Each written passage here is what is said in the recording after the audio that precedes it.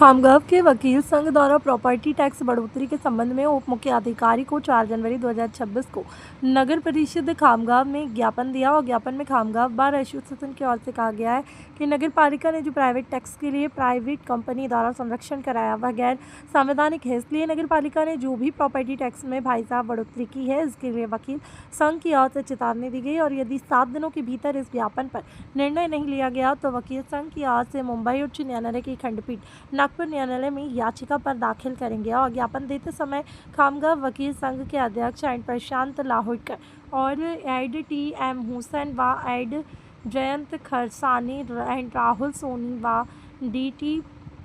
नागरानी और अनिल व्यास एंड शंकर विहाड़े और तरुण मोहता व अन्य चैतन्य जोशी और एड.जेड.बी. शेख व एंड रितेश निगम एडिव प्रशांत दामवड़े एवं संदीप गवई और Anil Panpalia and Mohammad Arif and Hotwadi and Abhay A Raja और गाड़ोकर व एड एस मौर्य और मोहम्मद अरशद व लालवाणी पर घरमूल और संतोष कलाणे और गुजराती एंड अनिल कांबले इत्यादि उपस्थित रहे हैं।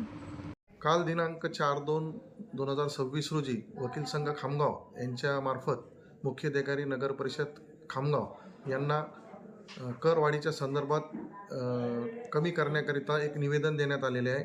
त्यामध्ये त्यांना 7 दिवसाचा वेळ देण्यात आलेला आहे, कारण मुख्य अधिकारी नगर परिषद खामगाव यांनी जी काही कर आकारणी केलेली आहे आणि कर मूल्यांकन करण्याकरिता त्यांनी प्रायव्हेट संस्थेमार्फत कर आकारणीचं कामकाज केलेलं आहे। त्याकरिता आपल्या माननीय मुंबई उच्च न्यायालय यांनी संदीप विरुद्ध महाराष्ट्र शासन या प्रकरणामध्ये अशी करवाढ असंवैधानिक ठरवलेली आहे।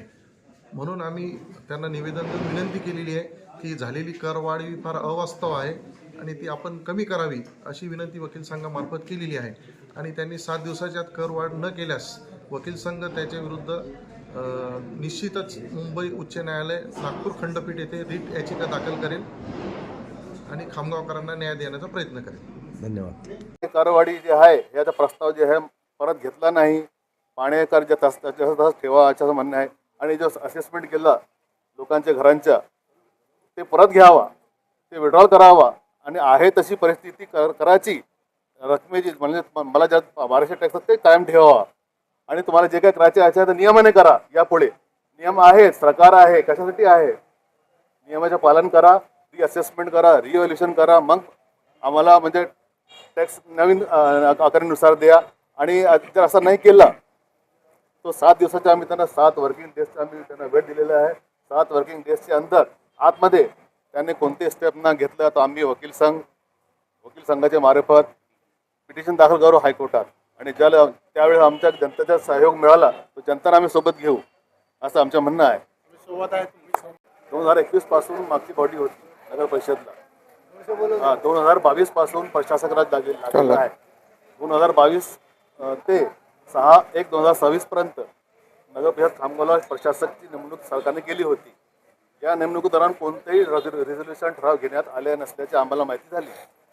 6/1/2026 मॅडमने नगराध्यक्षाने पदभार स्वीकारलं, बाकी लोकांनी पदभार स्वीकारला आणि 8/1/2026 रोजी मुख्य अधिकाऱ्यांनी यांनी नोटीस काढली।